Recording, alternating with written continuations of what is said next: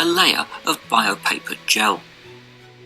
Bioink spheroids, each containing tens of thousands of cells, are then injected into this water-based material. More layers are subsequently added to build up the final object. Amazingly, nature then takes over and the bioink spheroids slowly fuse together. As this occurs, the biopaper dissolves away, leaving a final bioprinted body part.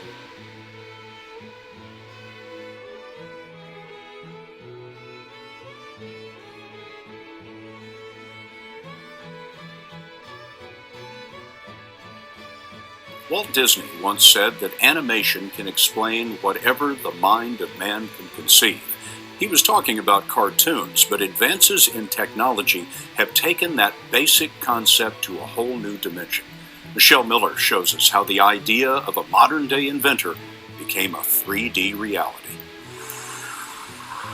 Grabbing a backpack is hardly the feat of a superhero, unless you're 12-year-old Leon McCarthy, and your hand looks like it's straight out of a science fiction movie. You've actually become sort of a cyborg. There's a cool factor. Yeah, it's like a special. It's special instead of different. Leon has been special since birth. While he was still in the womb, restricted blood flow prevented his hand from developing. I saw his hand sticking up and there were no fingers on it. And it was hard for my wife. It was hard for me. 2 years ago, his father, Paul, began the search for an inexpensive, functional prosthetic. What he found was this internet video posted by Ivan Owen, an inventor in Washington State. I've always had this vision of people being able to build their own prosthetic device at home. Owen and a collaborator in South Africa designed a hand that could be made by a 3-dimensional printer.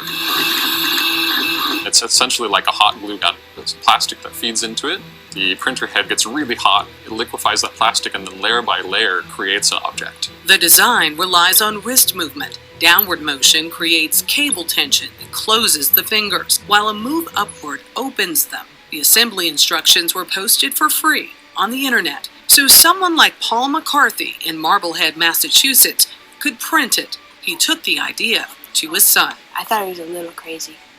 He was like, we can print all these fingers and then like clip them all in, and it was a little too much. The first time you saw it and when you tried it out, It was pretty awesome.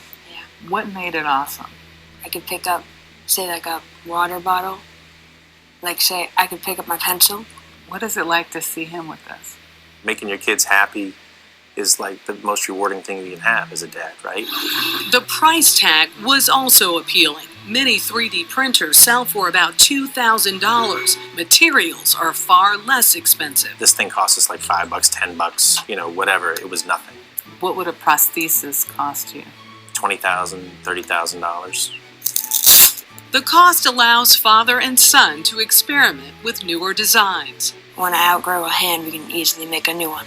It's a do-it-yourself solution that was unthinkable before technology made ideas printable. That's cool. Yeah. Michelle Miller, CBS News, Marblehead, Massachusetts.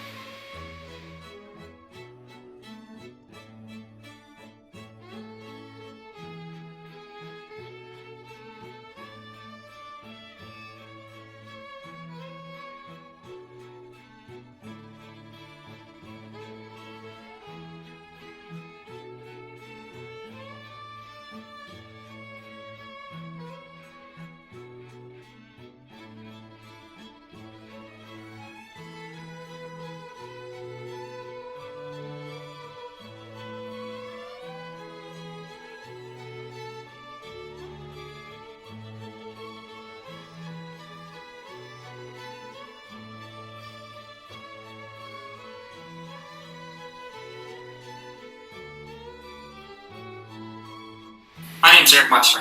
I'm a project engineer here at Solid Concepts, Austin, Texas. It is the location where we hold our federal firearms license. And we have just produced our first 1911 pistol via DMLS. The slide, the frame, and many of the internal components were made out of stainless steel 17.4 DMLS product.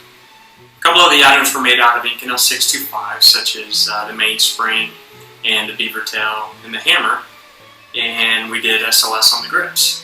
when we decided to go ahead and make this gun, we weren't trying to figure out a cheaper, easier, better way to make a gun. That wasn't the point at all. What we were trying to do was dispel the commonly held notion that DMLS parts are not strong enough or accurate enough for real-world applications.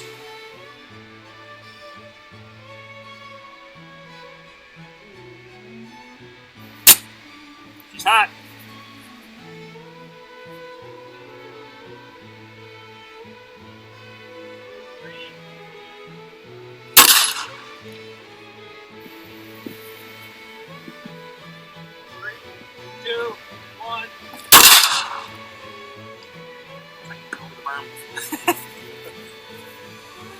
First 1911, it's all DMLS except for the springs.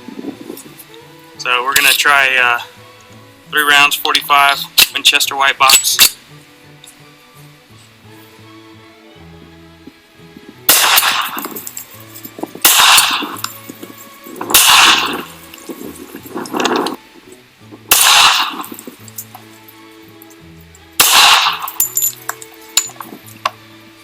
See, that one landed on my shoulder and stayed there till my third shot. No, I was watching the